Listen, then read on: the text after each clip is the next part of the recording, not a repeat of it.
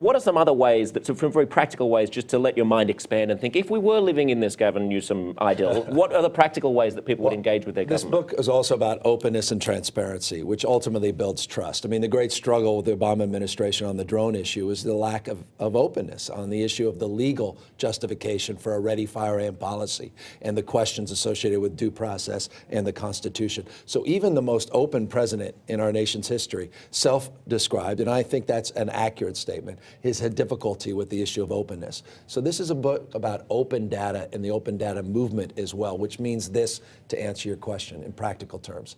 You can go on your iPhone or your Android platform. You get 700,000 plus apps on the Android platform, 800 plus thousand on the Apple platform. What about government looking accordingly at those platform framework? As I noted, no longer a vending machine, a machine model of thinking, but an idea of government as a platform. What about app stores for government? What about an app to learn about crime in your neighborhood? What about an app to learn about transit effectiveness and on-time performance of your public transit service in your neighborhood? What about an app for taxi cab services, as I needed this morning, or location-based services that are all government-focused? An app that takes the information from your Recreation and Parks Department and gives you all kinds of information about dog runs or information about when the rec centers are open, or allows you to download tickets and information on your iPhone.